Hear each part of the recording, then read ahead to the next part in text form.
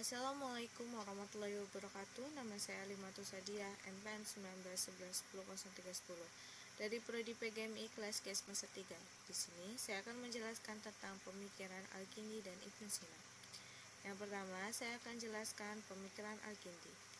Al-Kindi Al-Kindus, nama lengkapnya adalah Abu Yusuf Yakub bin Ishaq bin Ishaq bin Imran bin Ismail al-Ashhad bin Kais al-Kindi, Soleh 2013-88.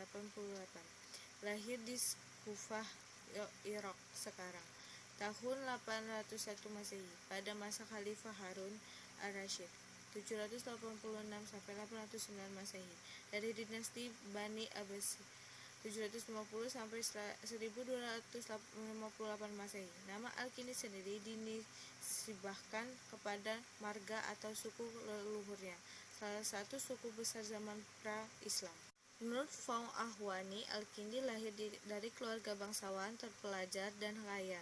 Ismail al-Ash'ad bin Kais, buyutnya, telah memeluk Islam pada masa Nabi dan menjadi sahabat Rasul. Mereka kemudian pindah ke Kufah. Di Kufah, ayah Al-Kindi, Ishaq bin Sahab, menjabat sebagai gubernur.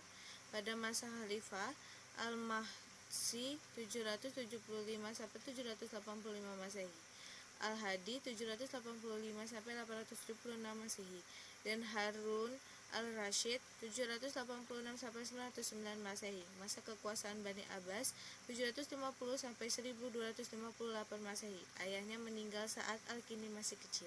Pemikiran filsafat Al-Kindi. Bangunan pemikiran filsafat Al-Kindi merupakan refleksi doktrin-doktrin yang diperolehnya dari sumber-sumber Yunani klasik dan warisan Neoplatonis, yang dipandukan dengan keyakinan agama yang dianutnya. Oleh karena itu, basis pemikiran filsafat yang mendasari keseluruhannya pemikiran Al-Kindi ditemukan dalam Risalah fi al-Hudud al-Asya. Dalam risalah tersebut, Al-Kindi melakukan peringatan atas definisi-definisi dari literatur Yunani dalam bentuk yang sederhana.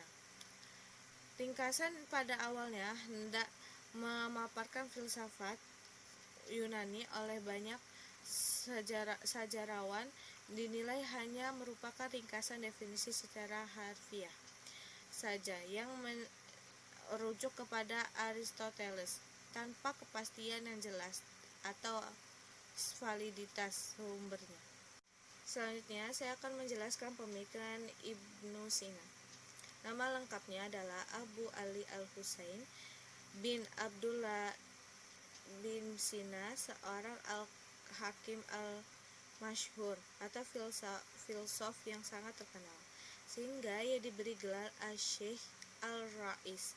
Ia dilahirkan pada tahun 370 Hijriah atau 980 Masehi di kampung Afsyanah, dekat kawasan Bukhara. Pada usia 10 tahun, ia sudah hafal Al-Quran, sastra, menghafal beberapa pokok agama atau Islam, matematika, aljabar, dan debat atau logika. Pada usia 16 tahun, ia telah dikenal sebagai seorang dokter yang ahli dalam berbagai macam penyakit. Dalam usia 18 tahun, ia telah menguasai filsafat dan berbagai cabang ilmu pengetahuan seperti matematika, astronomi, musik, mistik, bahasa, dan ilmu hukum Islam. Namanya semakin terkenal dalam ilmu kedokteran, terutama setelah ia mampu menyembuhkan penyakit yang diderita oleh Sultan Bukhara. Dan sebagai imbalannya, ia diberi hadiah perpustakaan pribadinya yang berisi buku-buku yang jarang diperoleh di perpustakaan lainnya. Namun, perpustakaan itu terbakar dan Ibnu Sina mengalami nasib buruk. Ia dipenjara karena dituduh sebagai pelakunya. Kesungguhannya yang luar biasa dalam mencari ilmu dan bekerja, siangnya ia gunakan untuk mencari nafkah, dan malamnya ia habiskan untuk bertafakur. Ia sering sekali tampak di masjid, berdoa, beribadah, dan membaca.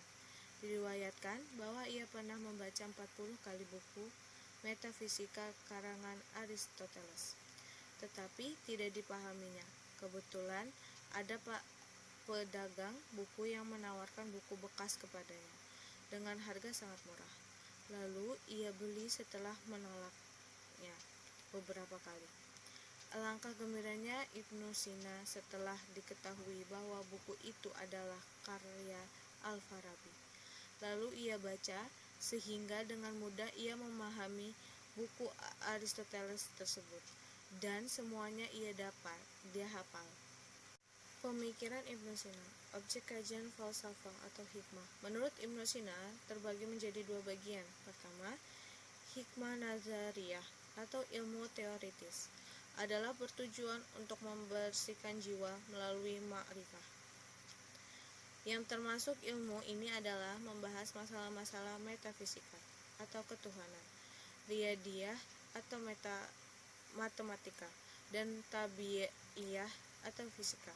Kedua hikmah amaliyah atau ilmu praktis yang termasuk bagian dari ilmu-ilmu praktis adalah etika atau khuluqiyah, mengatur pergaulan keluarga dalam rumah tangga, ekonomi atau tadbir al-manzil, mengatur pergaulan umat dalam negara atau takbir al-madinah, dan kenabian. Sekian dari saya. Kalau ada salah saya minta maaf. Saya akhiri. Wassalamualaikum warahmatullahi wabarakatuh.